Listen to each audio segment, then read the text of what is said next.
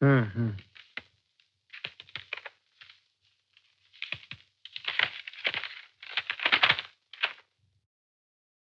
হুম, আমি তোর ব্যাপারে সব শুনেছি কাজরি। তুই রঞ্জনকে বিয়ে করতে চাস না? উম, উম,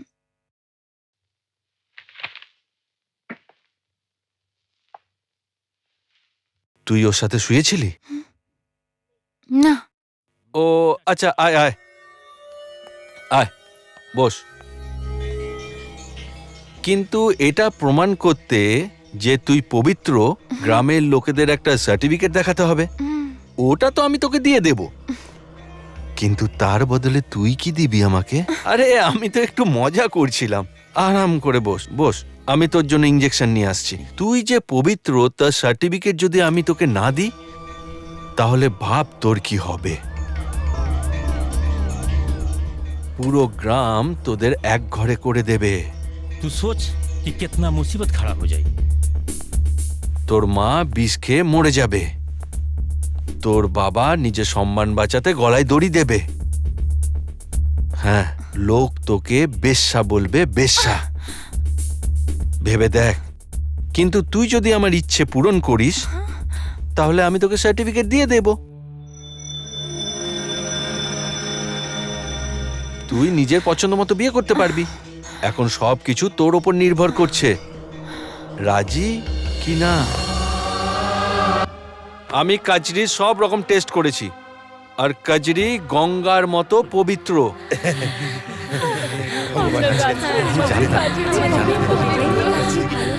আরে আমাদের কাজরি একদম পবিত্র। আমার কাজরি গঙ্গার মতো আমি জানতাম। পবিত্র। আমার কাজরি একদম পবিত্র। আমার কাজরি ঠিক আছে। একদম ঠিক। ভগবান তোমাকে অশেষ ধন্যবাদ। ভগবানকে প্রার্থনা করছিলাম, ভগবান তার কথা রেখেছে। আমি একটু বৈদ্যবাবুর কাছে যাচ্ছি। কাল রাত থেকে তোর বাবার শরীরটা একটু ঠিক নাই, তাই জিজ্ঞাসা করে আসি। কিছু ঘাবড়ানোর তো ব্যাপার নয়। আমি তোকে বলছি, তুই শুনছিস নাকি? কি হয়েছে তোর? আমি কবে থেকে দেখছি একদম চুপচাপ থাকিস। তোর শরীর তো ঠিক আছে? বুঝতে পেরেছি। অনিরুদ্ধের কথা মনে পড়ছে?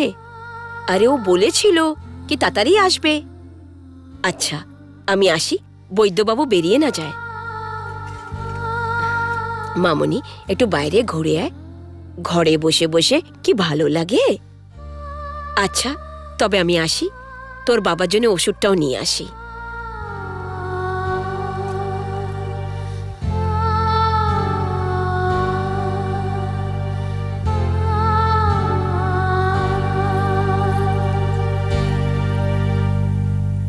আমি খেলবো না, তোমরা যাও।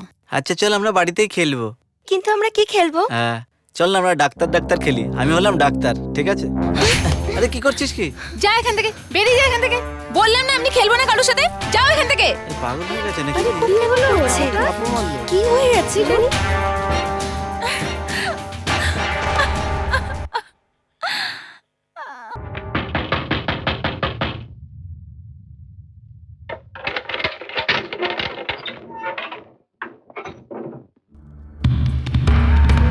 डॉक्टर बाबू देखे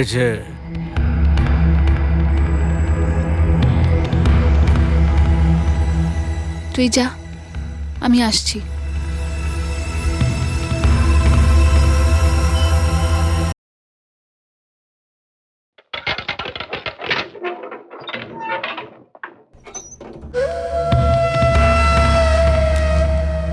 डॉक्टर बाबू देखे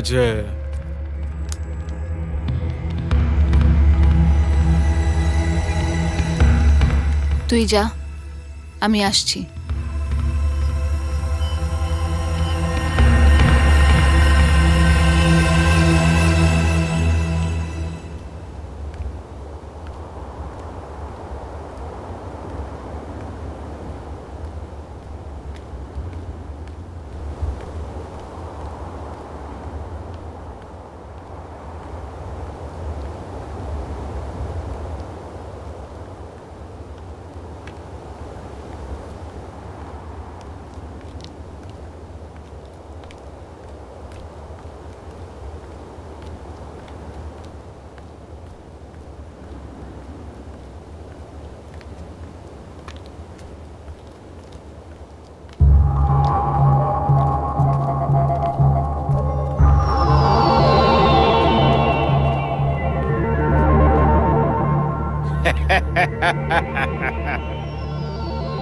তুই তুই এখানে কি করছিস?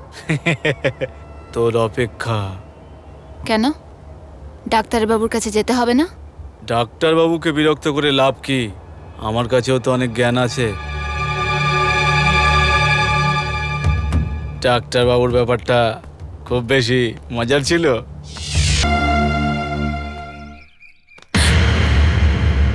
ছুঁয়ো না আমায়, চলে যাও এখান থেকে। কচরি, আমি অনিরুদ্ধ।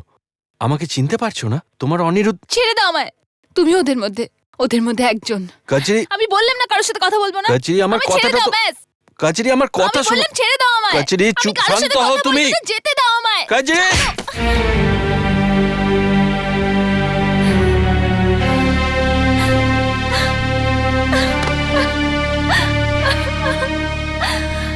অনিরুদ্ধ বাবু, তুমি কোথায় ছিলে?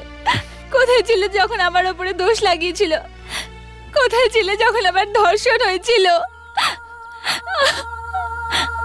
আমি তোমার অনেক অপেক্ষা করেছি, কিন্তু তুমি আসতে অনেক দেরি করে দিয়েছো। ডাক্তারবাবুর থেকে নিজের পবিত্রতার প্রমাণপত্র নিতে নিতে আমি অপবিত্র হয়ে গেলাম।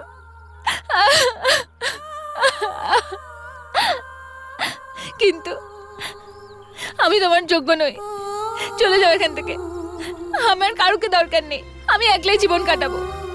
তুমি যাও, চলে যাও। খেপি আমার। আমি ভালোভাবেই জানি যে কচরি আমার নির্দোষ। আমি তোমার শরীরকে না, তোমার মনকে ভালোবেসেছি। আর মন কখনো অপবিত্র হয় না। আর আমি আমার ভালোবাসা দিব্যি করে বলছি, ওই পঞ্চায়েতেই তোকে নির্দোষ প্রমাণ করব। চলো কচরি, আমার সাথে চলো।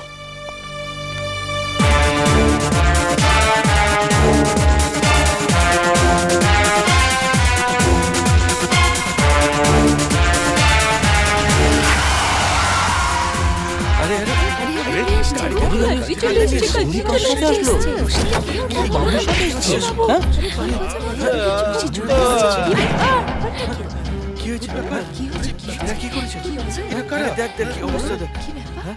আরে তো ডাক্তার বাবু, আমাদের গ্রামে এটা তো রঞ্জন না? কি চলছে এসব? কি বলেছ? এই যে ছেলে, এইসব কি নাটক চলছে এখানে? হ্যাঁ হ্যাঁ, এটা নাটকই হচ্ছে। সেদিন আপনারা নাটক করেছিলেন কচরিকে বদনাম করার, আর আজকে আমি এদের দুজনকে ধরে নিয়ে এসেছি। কিন্তু আফসোস, ওই কথাটা সত্যি। যত উঁচু পদ তত ময়লা বিচার। তোমাদের এত উঁচু পদ দেওয়া সত্ত্বেও তোমাদের নজরটা ওপরে বসে শকুনের মতো নিচে নজর কখনো যাবে না। মনে শান্তি হয়েছে? করে দিয়েছ না একজন পবিত্রকে অপবিত্র। আরে আজ কেউ হাসছে না, ব্যঙ্গ করছে না, তালি বাজাচ্ছে না, কারণ আজ এই পঞ্চায়েতে একজন অবলা নারী অপরাধী নয়, বরং অপরাধী দুজন লোক, দুজন মরদ অপরাধী। আজ এই পঞ্চায়েতে দুজন মরদ অপরাধী। ধাঁধার মতো গোল গোল কি বলছিস? যা কিছু বলার আছে পরিষ্কার বল। আর খেয়াল থাকে যেন এই গ্রামের একটা আত্মসম্মান আছে। কচরি ওই গ্রামের মেয়ে, ওর আত্মসম্মানের কথাটা ভাবলেন না?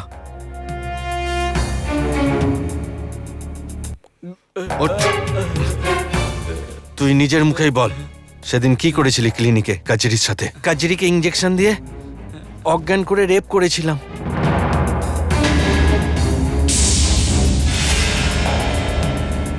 আমি ভুল করেছি। সেদিন যখন ও আমার কাছে চেকআপের জন্য এসেছিল, ও পবিত্র ছিল।